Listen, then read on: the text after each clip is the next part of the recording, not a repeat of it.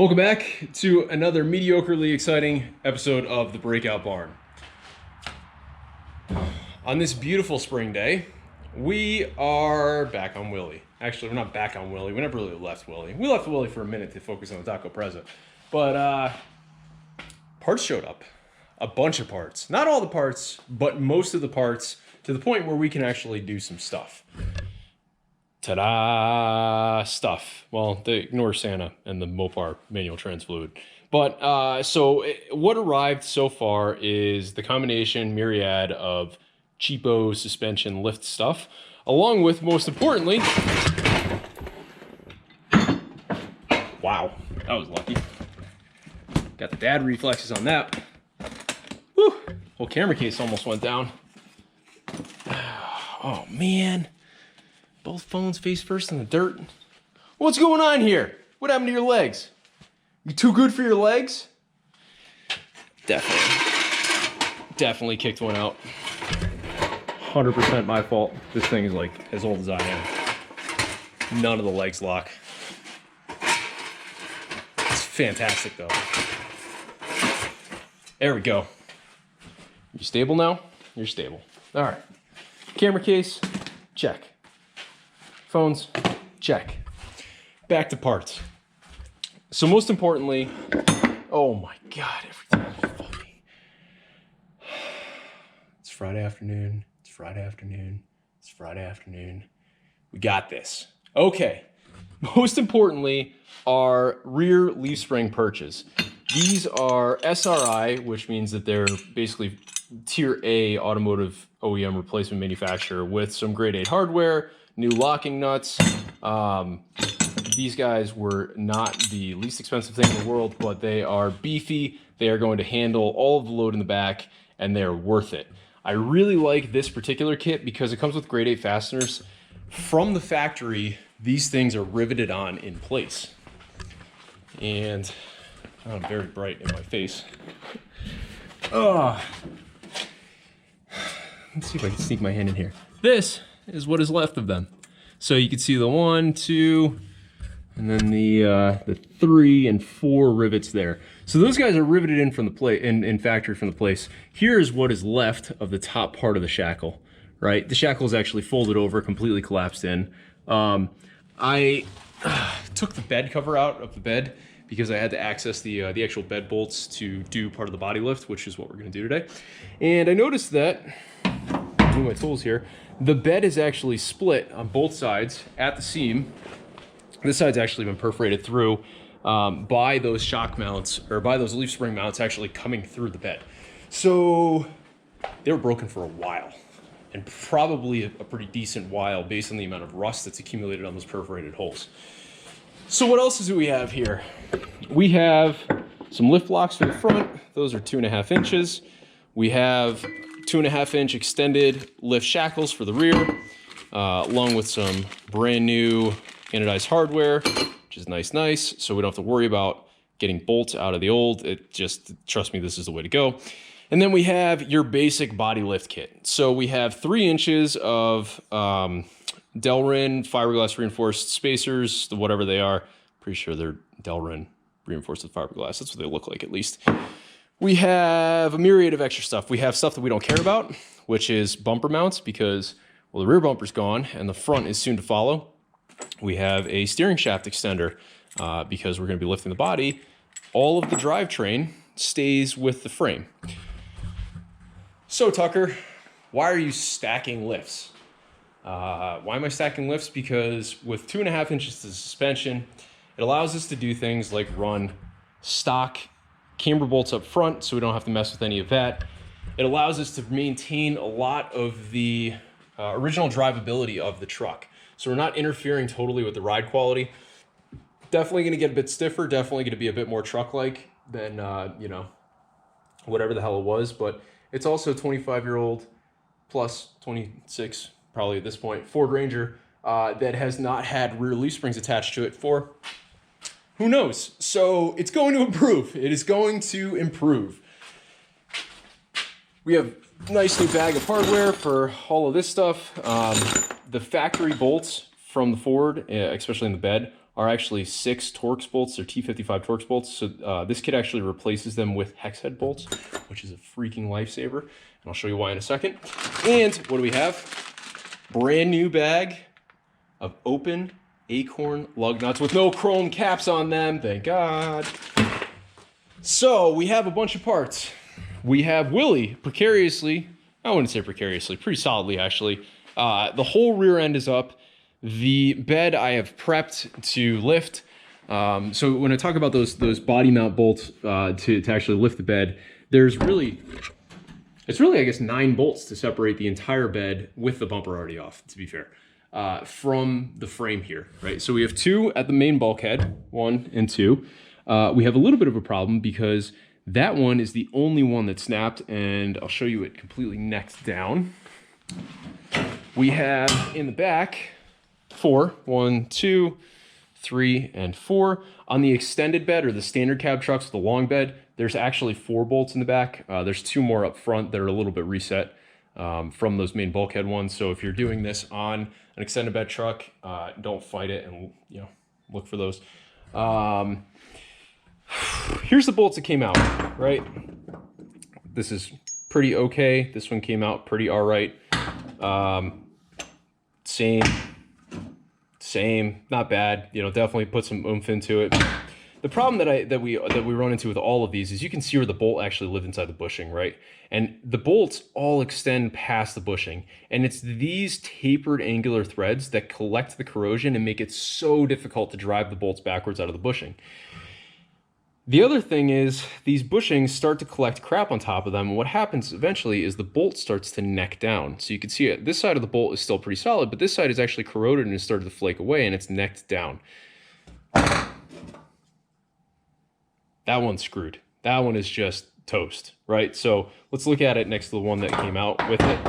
Oh, that's this one. So when you look at the 2, this one has actually started to do it, but luckily we pulled it out before it happened. So pretty much the entire threaded body of this bolt is in the bushing. And I'm not entirely sure how we're going to get it out yet. But with the bed separated, hopefully we get a better look at it and we can go from there. The reason that I hate Torx and I like hex heads is because Torx, let's see, which one of these started to strip? And not really. Some of these kind of did. So when they're really stuck and you put a fastener in theory, they're fantastic, right? You get more gripping force on the bolt over a Phillips head. Absolutely, all day long, I'll take a Torx. As long as the bolt is hard enough to withstand the bit itself. So this one you could see where it kind of started to strip a little bit. The bit started to spin in there a little bit. I had to do this to one. This one's actually still a little bit toasty for me welding that on, but I had to weld the nut on to get the bolt out because this one just completely stripped. I had a 1/2-inch ratchet on it, that guy right there, and just a little bit of pressure. It just started to give, and then it just completely let go, and I couldn't get a good grip on it. So anyways, now that that's done, now that the bolts are separated, the last thing you have to remember when you're lifting the bed off of a truck body is the filler neck. I have it disconnected here. It's three, I think they're 1/4 inch or 6.5 millimeter bolts, heads that actually hold the filler neck there. There's a support bracket underneath, but it is not connected to, there's also tape around the filler neck that I just noticed. That's good. There's a support bracket, but it's connected to the frame. It's not connected to the body. So when we lift this off, it should remain clear. The bed itself is not heavy. This is me lifting it one-handed with 4 fingers. It's probably 200 pounds. Perfectly honest. I should probably take the spare off the back, but it's probably well balanced. So we're gonna find out. To lift this, I've had pretty good success with these smaller trucks with just this is just a 1/2 inch. I think it's like a triple woven. Well, there's the end of it completely frayed apart. Nylon rope. I use this stuff a lot for hauling logs and for lifting heavy stuff, dragging trees down, that kind of stuff. So I know that it's got some pretty high tensile strength to it. Additionally, you can use toe straps. I'm through the stake body holes on this up and over, so I know that I have a positive catch on it. Just make sure that whatever you're tying it off with has kind of a semi-permanence to it. You do not want to tie this off with anything that has the potential to slip or drop, because if this thing comes down on the back of the truck, even if you're not on a lift, if you've just got the wheels and the tires, you're definitely asking for trouble at that point. So 10 minutes and 10 seconds into me talking by the timer on my camera, I am going to elevate the back of the bed. We're going to cut off the existing rear leaf mounts just with an angle grinder and a cutoff wheel. We're just going to grind them just right off and then put the new ones on. We're going to see about getting that rear body bolt out, or I should say the front driver's side bed bolt out. See if we can't get it out of the bushing. I'm hoping that I can get a nut on the top of the threads with the bed out of the way and weld it in place and back it out that way. Worst case scenario, I guess we're dropping the fuel tank and going from there. Hopefully it doesn't get to that. Everything else come apart pretty easily for its age and everything, so fingers crossed on that one. After that, we're going to tackle the front end, and I'll get over that. I'll get to that when I get to it. Go over that when I get to it. How's that? Sweet. Okay, so a little bit more voiceover work. We're raising the bed here with the gantry slowly. I know it looks fast, but it's actually pretty slow. Had to take the rear tire off just because this is unbalanced. Tilted to the back. Disconnected the license plate lights from the bumper. There was actually, or from where the bumper was, there was one Christmas tree that was holding that harness on. So we went ahead and took care of that. Now all I'm doing is cutting out the frozen bolts that were in the leaf spring shackles themselves, or in the end of the leaf spring that secured the shackle, I should say. That smoke is some of the rubber burning off of the bushing that's in there. Using a chisel just to pop that out. Shortly you'll see, yep, there's the shackle dropping out of the way. You got one side loose. Lots of hammering, lots of persuasion trying to get this thing out of the way. I grabbed the air hammer now, trying to punch the inner sleeve out. It's not happening. Would end up having to press it. You'll see that in a little bit. Grabbing the plasma cutter here. Now we're going to be going for the leaf spring shackle mount on the frame itself. So this is actually held in with 4 rivets, as I pointed out in the video. And some of them were easy to get to with the angle grinder. Some were easier just with the plasma cutter. I don't really like using the plasma cutter on old steel or crusty steel because it slags so much that it ends up ruining the tip of the plasma cutter. So I actually ended up going through 2 different sets of consumables on the plasma cutter, cutting these brackets off. Kind of frustrating, but it does make quick work of it. So basically all you have to do with this is grind the heads of the rivets off, and then I use the air hammer with a punch bit on it just to knock them out of the frame.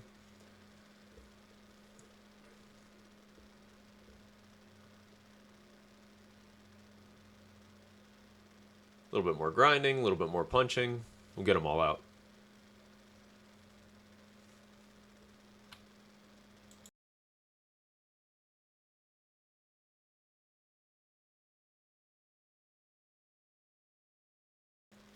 In retrospect, I should have started with this angle. A lot easier to see what's going on here, but hopefully you can make sense of what I was just talking about. Grabbing a ball joint press to press those sleeves out of the inside of the eye loop of the leaf spring there. You can see that sleeve is still stuck in there. It were real not nice to try and get out. There's new leaf spring shackle mount going onto the frame behind the mud flap there. Again, the replacements are just bolt-ins, so some nice grade 5 or grade 8 hardware with some lock nuts and a couple ugga-duggas of torque spec, and we're up and running.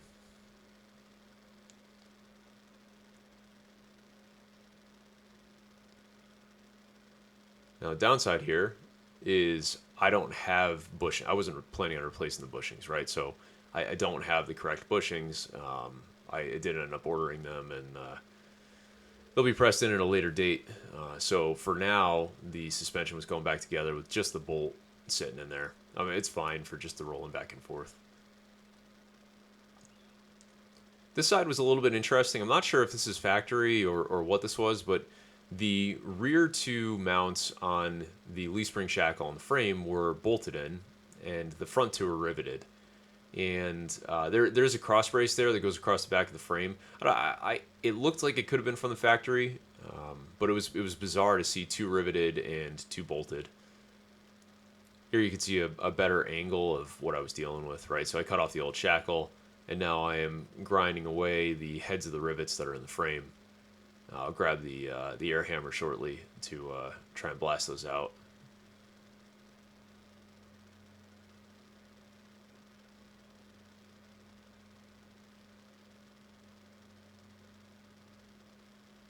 There we go, and we're free.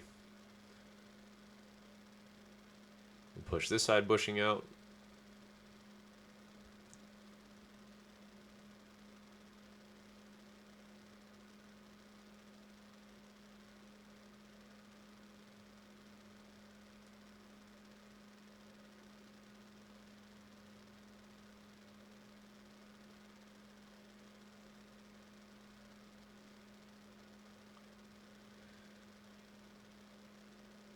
Just trying to persuade the bolt through both eyelet holes,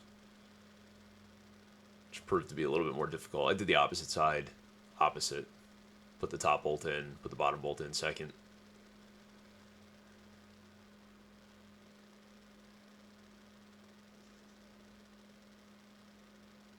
All right, now we are going to lower the body down enough to the point where we can balance it a little bit. The nice part about using a rope with four corners is that you can manipulate the bed pretty easily by hand. And because the rope is not specifically tied to each corner, you can it'll stay where you put it. So right now I'm tacking in the crush blocks. I do talk about this in a few minutes, the point of them, and I show you a little bit better why they're in there. Just placing the body mounts now, and now dropping the hardware in. It's pretty simple. Just gotta kind of wiggle with it, right? It's a little bit of touch and feel.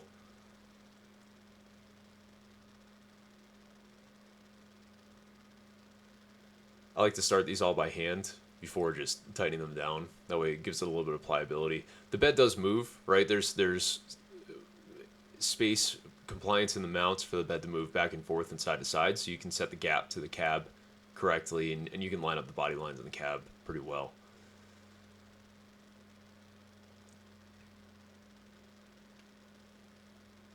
So now we got all the bed bolts in. All but one, looks like.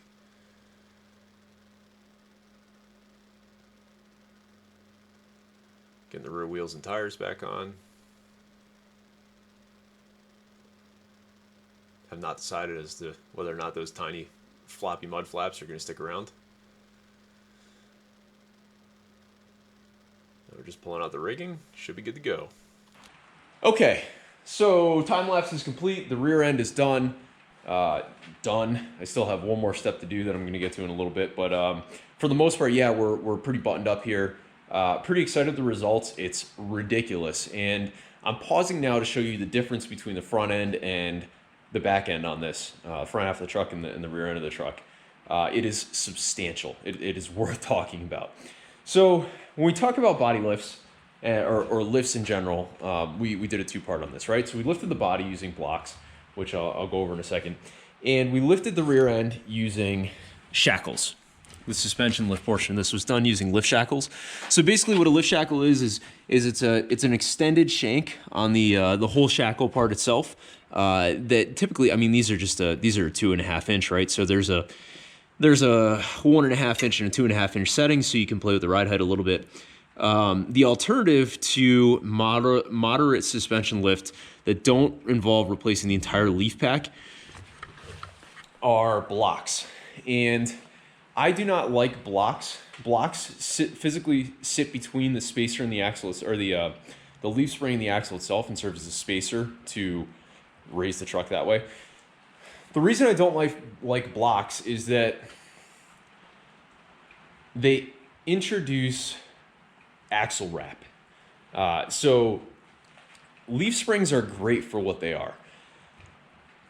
They serve as your control arms and everything all in one package, right? You don't need a track arm, you don't need a You don't need upper and lower control arms. You don't need any of that because leaf springs accomplish all of that in just their nature. And they provide sprung suspension.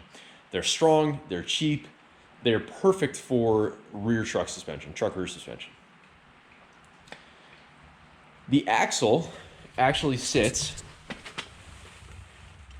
on right underneath the leaf springs themselves, right? So when you lift with blocks, you're actually placing a block between the axle housing and the leaf spring itself.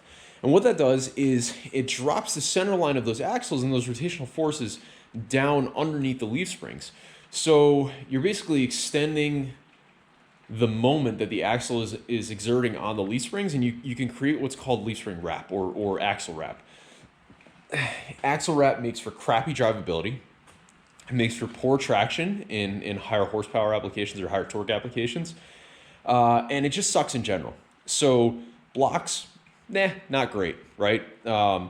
Shackles, not great either. If I was actually going to spend a bunch of money on this, I would just replace the leaf packs with the correct height ride that I wanted. But I am not spending money on this, so we put shackles in it because I think they're better than the blocks. Anecdotally, I'm sure somebody's going to comment and say, no, they suck, blocks are better, shackles flatten the springs, whatever. It's what I did.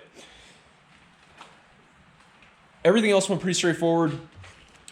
We had that one broken bolt that I had talked about earlier in the front here. This guy in particular.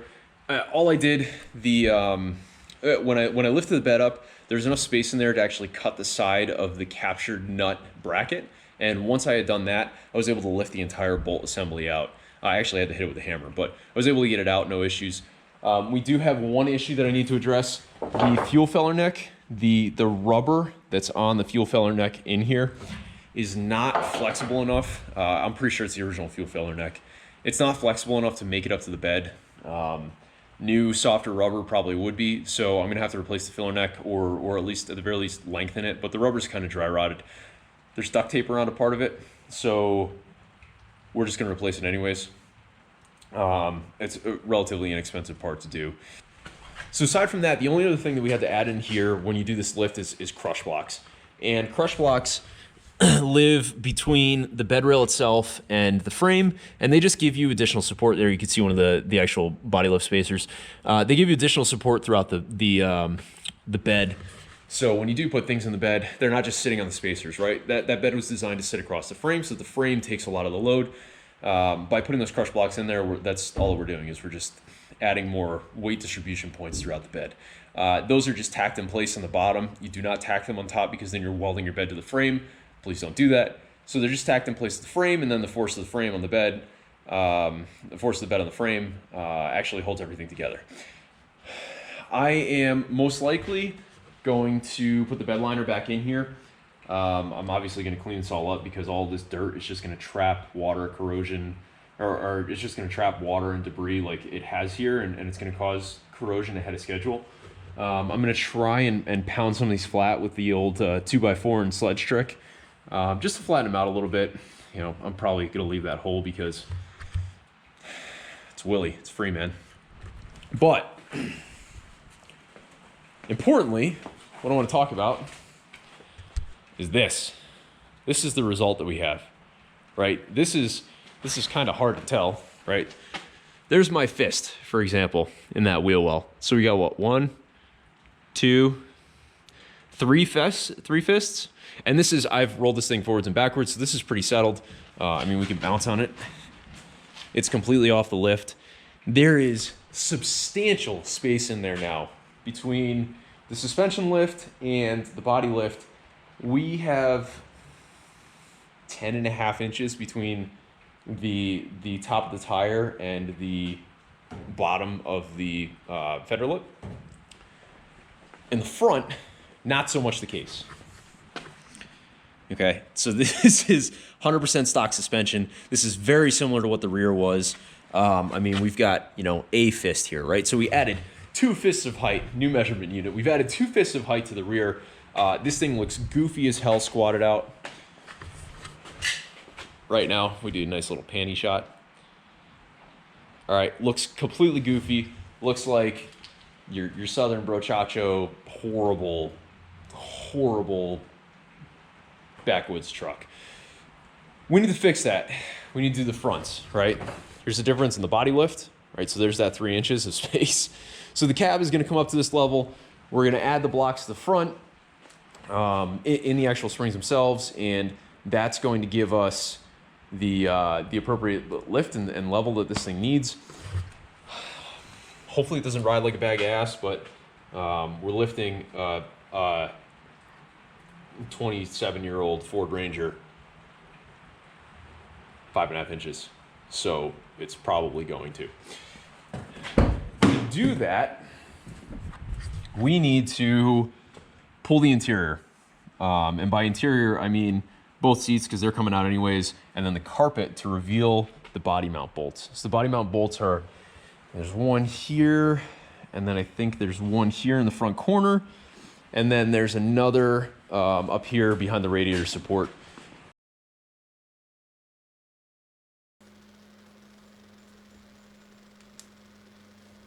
Man, do I wish I was kidding when I said that this was the hardest interior I've had to pull ever. I mean, this thing fought every single step of the way. The seats didn't want to slide all the way forwards because there was just crap in the rails. The bolts didn't want to come out. They were Torx bolts with blue Loctite on them. The seatbelt mounts actually had red Loctite on them. And they're through bolts through the floor, so they collected all sorts of crap on the other side. This is a nightmare. This actually, the battery ends up dying here in a minute, and probably for the better because there was a significant amount of adult language used and lots of storming around. Okay, so battery died halfway through me ripping the carpet out. And, well, I should say the interior. The seats fought me like you can't even believe. Whoever at Ford in the 90s decided to use Torx with red Loctite on them for the seatbelt anchor points into the floor, and their through holes down. That means that they actually extend under the chassis of the car. So they collected all sorts of crap and rust on the threads, and then the Torx completely stripped out when I got them in there because they're a T55, I think, or it might have been a 50. Completely stripped out, actually broke a socket. First time I've ever had, oh my God. First time I've ever had to weld a nut to an interior bolt to get it out. So lots of inappropriate words were used for this garbage, but we do have seats out and a very, very gross carpet to the point where now that I pulled it out, and I just don't think there's any saving it. I mean, I put a mask on when I started pulling it up because the jute is just so, it's got 27 years of crap caked into it, right? And then the carpet itself is just so ridiculously stained, and the smell is kind of unexplainable. It's, think of like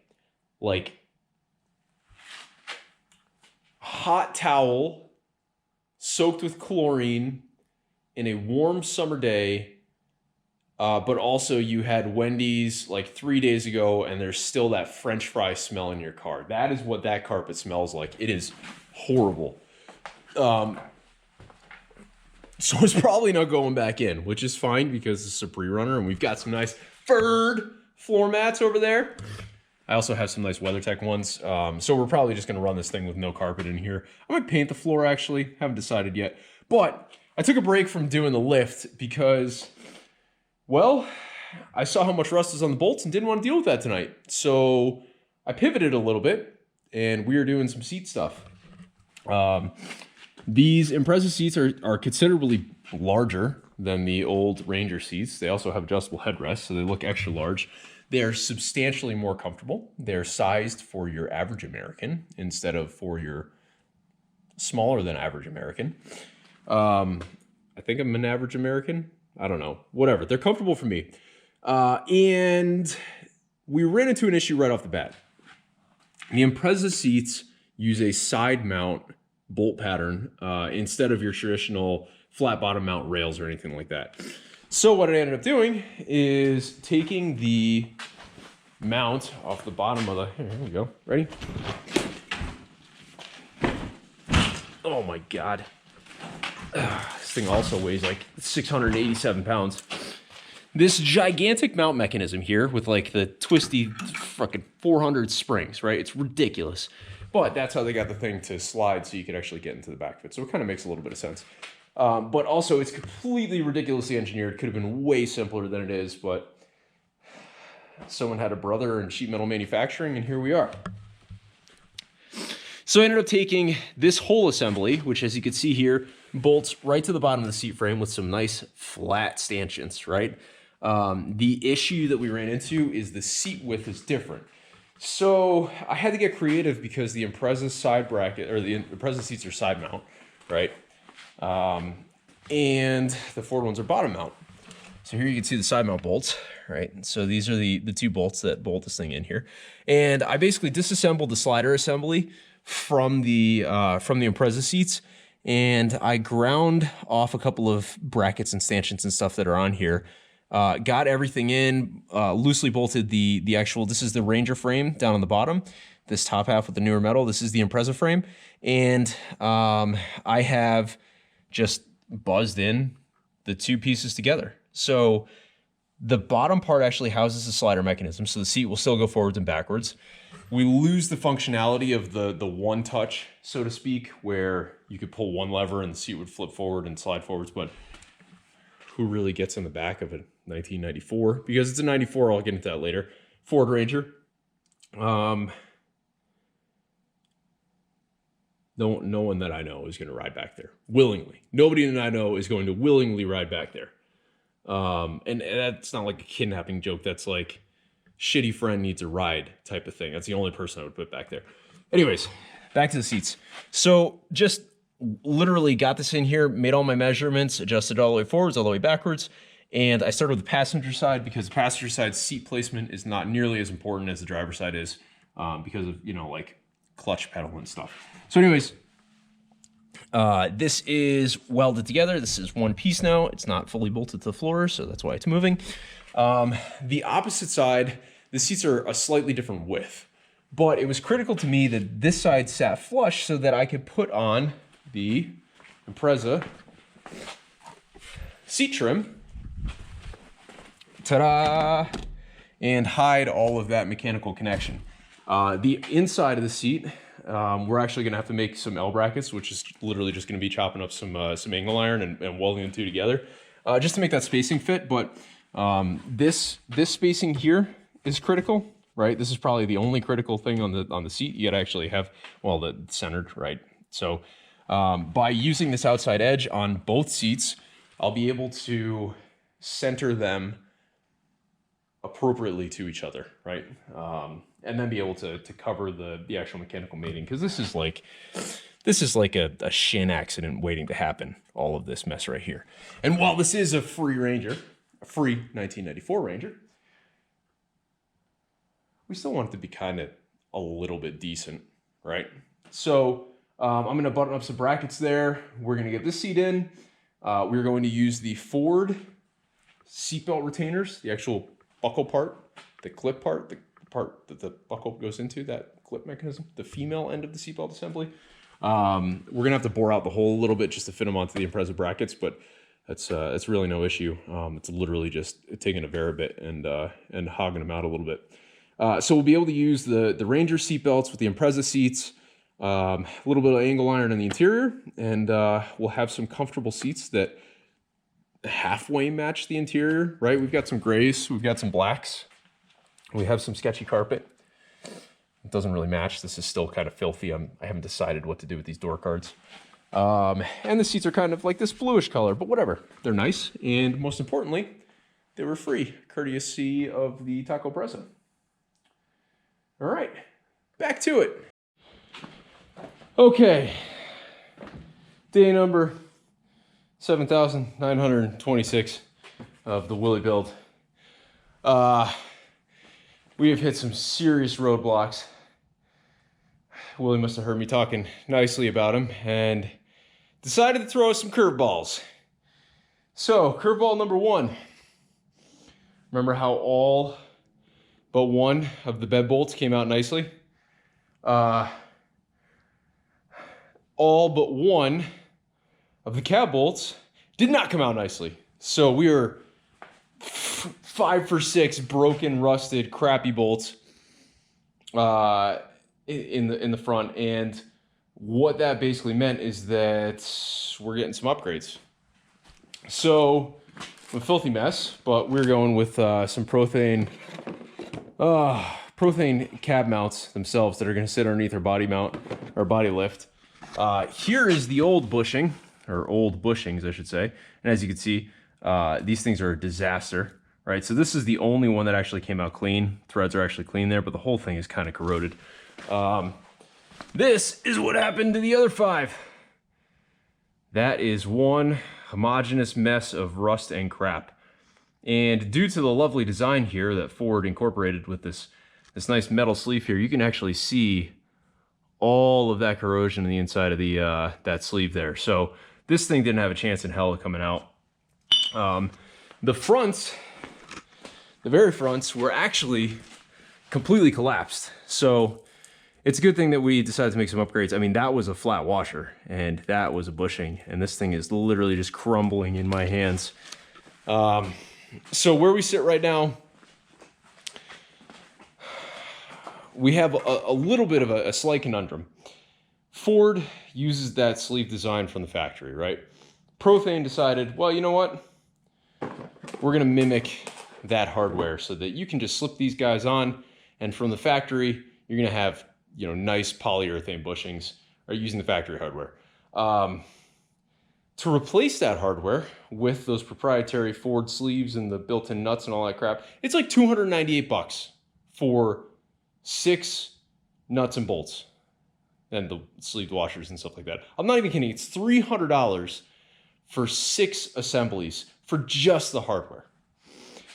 We don't need the bolts because the body lift kit came with some nice M12 bolts. Okay. We do, however, need to figure out some sort of sleeve mechanism to pass through the middle of this. You can see here that there's actually a stainless sleeve that's pressed into these, or formed around these, to help locate it in the center here. But there's still, you still cannot drop a bolt like this through the middle of it and hope that this fits at all. So what are we gonna do? We're gonna improvise. As it would turn out, this is schedule 40. This is schedule 40. 1/2-inch pipe. Okay. Becoming a kind of a common theme here, isn't it? Schedule, maybe we should just call this the schedule Willys.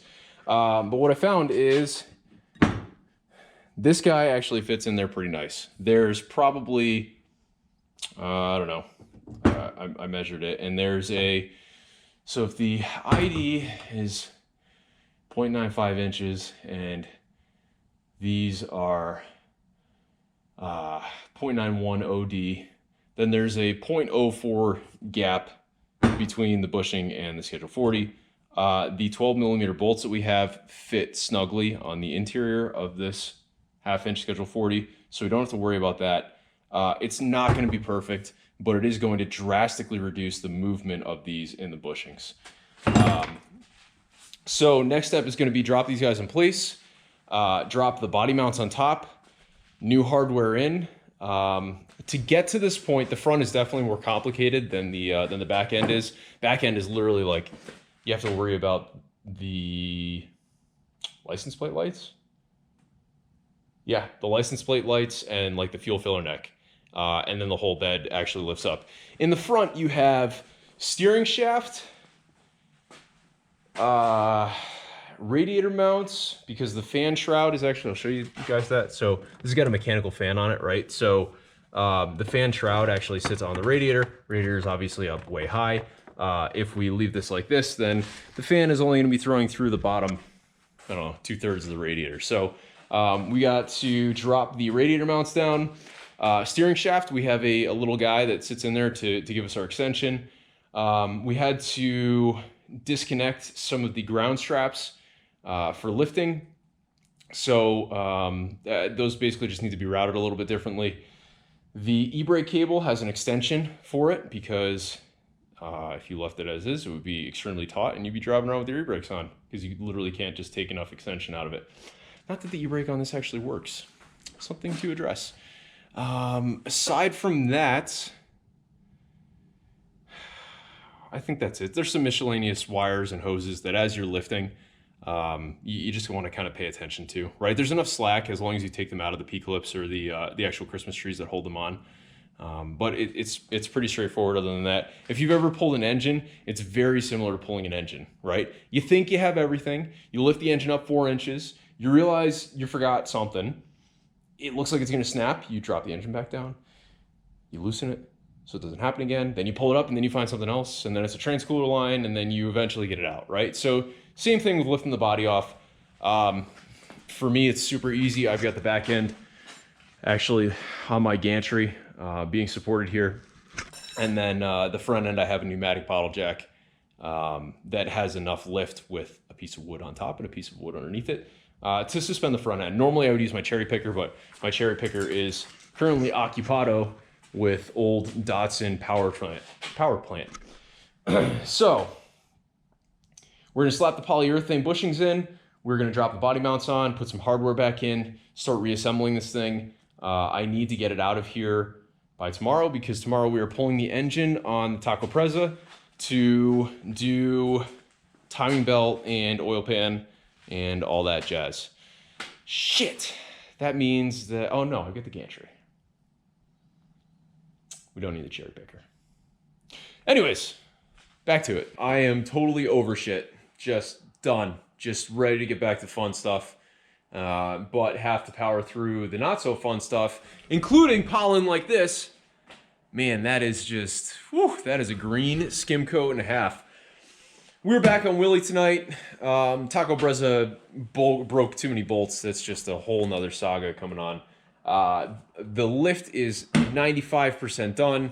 I got new bushings for the reliefs because I had to cut them out. It was a whole debacle, but new shackles, press those in, new shackles are in, everything's bolted up, torqued nice. Got some never sees on the bolts, got some Loctite on the other bolts, on the other end of the bolt, so we're good to go there. The only piece of the lift that is not yet done is the front spacers. You can see, maybe you can kind of see, no you can't. But front is still missing the lift blocks. I went to drive back in to do the lift blocks and finish up the front seat mount because the passenger seat is done. Front has literally just been in there on the floor so I can move back and forth. And I realized that I really hated having to feather the throttle to move this thing around. It is still running like an absolute bag of shit, so I started doing a little bit of diagnostics, right? Let's figure out what's actually going on with it. When I got it in, I bought full tune-up for it because it's been sitting for 2.5 years-ish or more, and figured that we should at least start there. Pull the cap and rotor off. Cap and rotor actually in really good shape. The wires are date coded from 2018, so it looks like they've actually been replaced recently. I have not pulled a spark plug yet. Probably gonna replace the spark plugs either way because it's just been sitting and who knows. But it would do this thing where it would fire up, it would run great. I mean, idle super smooth for like 10-15 seconds, and then it would just fall flat on its face. And when you got out of the truck, you would just smell straight gas. Like literally like somebody poured gasoline on the floor and then blew a fan over it and the fumes were just everywhere. I mean, it was super, super rough. And it was basically choking itself out. So I basically fired up and ran it a few times until the check engine light came on. I wanted to see if check engine light would come on. This is a 94, so this is an OBD1 car. Check engine lights in OBD1 kind of played by whatever the hell rules they wanted, right? That's kind of the whole point of the OBD2 standard, is that there was a standard introduced for 1996 model cars so that, you know, critical emissions codes were the same across all vehicles. A P0301 is a cylinder 1 misfire regardless of if you have a Ford or a Maserati. It's a P0301, it's a cylinder 1 misfire. Ford, in their genius in 1994, decided to, like everyone else, implement a series of blinking check engine lights for the codes. Pretty simple system, works pretty decently, until you realize that there are both 2-digit and 3-digit OBD2 or OBD1 codes for this freaking Ranger.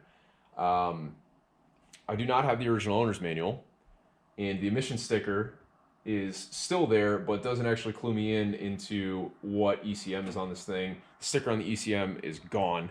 I know it's got the EEC5 whatever engine controller in it, 10 maybe. Engine controller, that's a light bulb. Gonna need that. Hope I don't close the hood on it. So I have a 1, an 18, 53, and a 91, or I have 118 and a 539.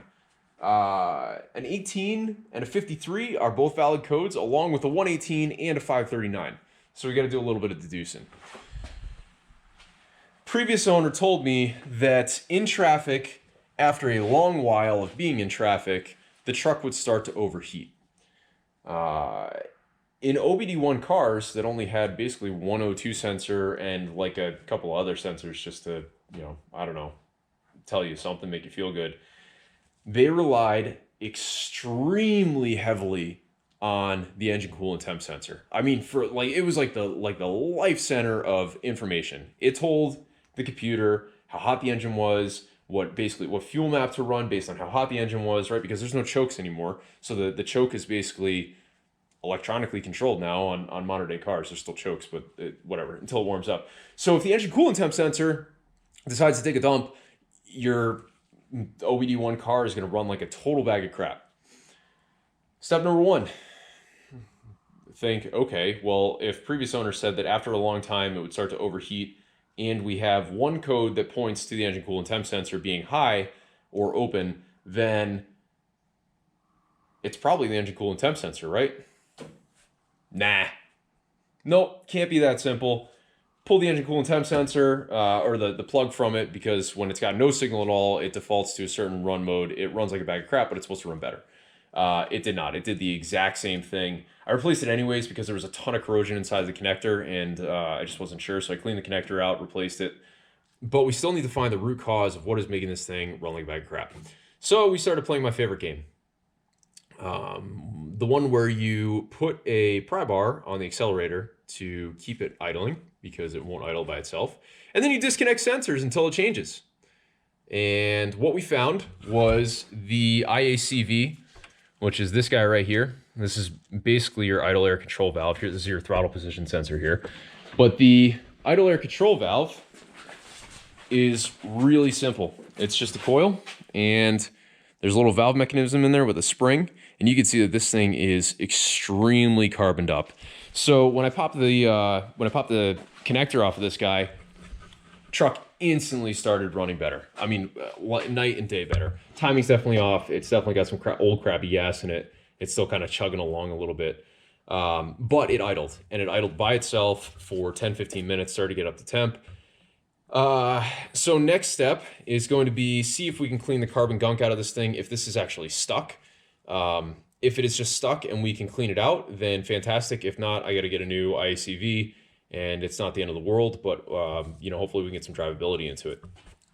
So order of operations, clean this guy out. We're just gonna use some carb cleaner. You can see the carbon deposits that are caked up in there. So just gonna try and clean it out as good as we can. Maybe use a little bit of a Q-tip to get in there, and we don't want to leave any remnants of anything. So maybe not a Q-tip, but some compressed air, some carb cleaner, and just spray the hell out of it. We still have to figure out the brakes. Forgot about the brakes. Also related to the brakes, the clutch is now slipping. It also grabs extremely high, so got to figure that one out. I don't know if it's a bleeding issue. I don't know if it's a pissing oil leak issue, but the thing grabs like way at the end of travel, so it might be a bad slave cylinder, might just be clutch pedal adjustment. We're going to get into that. Anyways, that's a lot of talking to tell you that we're working on the IACV. We're going to clean it, replace it, see if it runs better. Okay, progress. Progress means that we are idling and not like a total bag of shit. It's still rough. It's definitely rough. I'm having a hard time determining whether or not, or just how rough it is, because it is a 3-liter 1994 Ford Ranger that at this point is 27 years old. And they weren't exactly balanced a cup of water on the intake manifold engines when they came out new. But we have found additional culprits. So taking a step back, cleaning the IACV worked. this is some of the carbon that came out of it on the ground, because I don't really know what to do with that. I'm kind of just a filthy animal. It definitely had a ton of carbon in it. Was able to basically just soak in a carb cleaner for 5 minutes. I got a rag in there on the end of a screwdriver and just scraped out a bunch of it. Sprayed it again with some carb cleaner, flushed it right out, blew it out with some compressed air, let it dry, put it on, plugged it in, fired it up. Car surged up to 2200. It found its idle. I'm guessing because I was really messing with the spring in there, and the actual actuator. But for now, it seems to be working. You know, worst case scenario, you got to keep your foot on the gas if this thing does seem to, you know, fail down the road. I'll probably end up replacing it anyways, but it is functional for now. Next step was to check cap rotor. We already did that, so we knew that that was all good. And onto the spark plugs. We have Autolite spark plugs in it, which I guess they're fine. They're cheap spark plugs. I hate running them because they're like $1 a piece for a reason. I'm a big fan of NGK spark plugs, or Champions, if the application calls for Champions. But the NGKs had the same thermal points as everything as the OE plug, so I just said I'll just go with what I know. The gaps are not horrible. They're definitely, you know, it's not like we're not going to Gapplebee's with these things. I mean, they're beyond. The factory spec is 0.42. Let's see, it's right here. 0.042 to 0.046. They were somewhere in the 0.44 to 0.5 range, depending on the plug that you pulled. But they were filthy. Every single one of them is just absolutely caked up with carbon. You know, you got a nice little burn ring going on there. There's a little bit of carbon deposit nipple that's built up on the electrodes. So either way, these were definitely a source of failure. It needed to be replaced. I'm not upset about it. It's, you know, $26 of spark plugs or something like this for that. But for comparison, there is the appropriate 0.042 gap, and there is the what they were right next to it. So a pretty substantial difference. Didn't find a single spark plug that was like, hey, this is the reason it's running like crap. But all of them were pretty bogged up. So I've got one plug left to go. We're going to throw that bad boy in, fire it up, and I guess check the air filter. We didn't check the air filter either, probably because the bolts were seized in the case and I didn't want to deal with that. Well, internal combustion engines are basically vacuum pumps with fire inside them.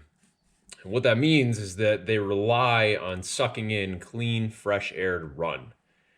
And they're inevitably going to run horribly if your air filter looks like that. There's not a lot of air getting through that. Yes, those are teeth marks because someone decided to make my air box its home. And this thing is loaded. I mean, I scooped out a little bit already. I believe that is squirrel, probably right up through that snorkel. But man, that is a lot of nuts. You're gonna love these nuts. Anyways, this thing is caked up and disgusting. I mean, there's no saving that. So just wanted to give you a sneak peek as to what we're dealing with here. Woo-wee!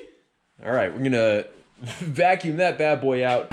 Okay, so nuts are all gone. I still have mine, but the truck is now running way smoother. I wanted to show you guys this. So this is a 27-year-old 3-liter Vulcan Duratec. I don't know what the hell it is, but I mean, it's running pretty smooth for what it is, right? You can see a little bit of kickback back and forth. You know, slight miss. Might have to just mess with the timing a little bit. I had the IACV disconnected right now. This has been running for like 2 minutes. Look what happens when I reconnect this.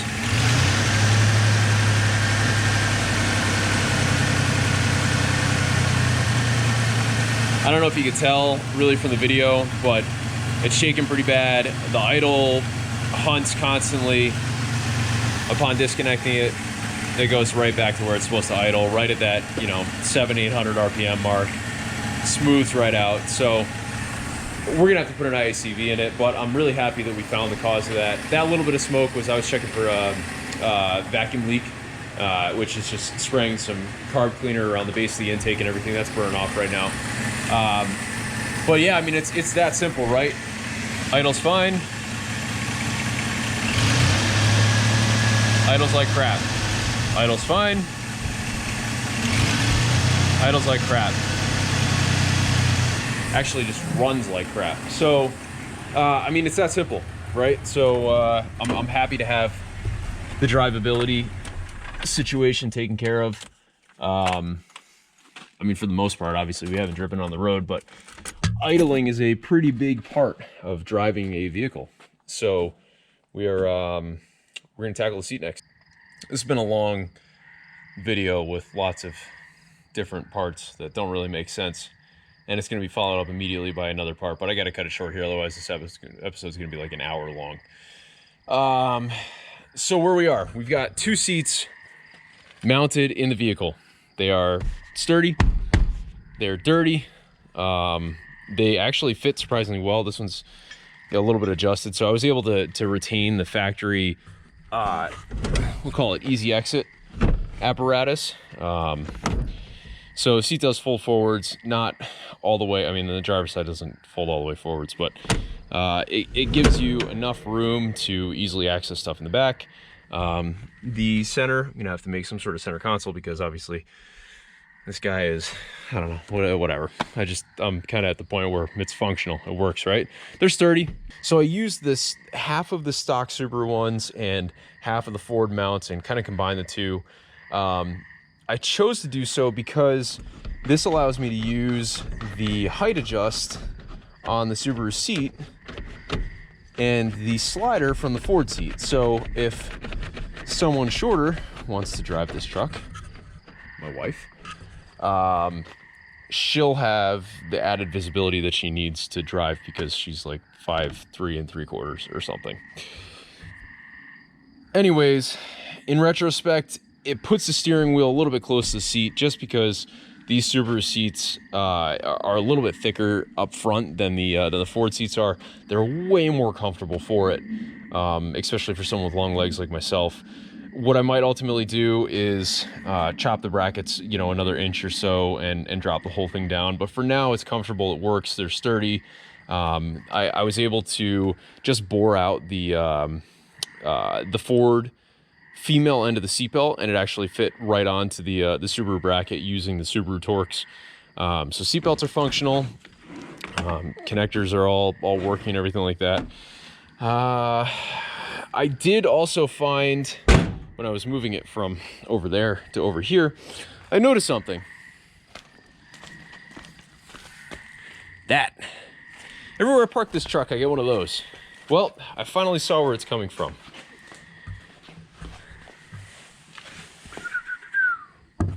It is coming from that brake line right there and that power steering line, but primarily this brake line.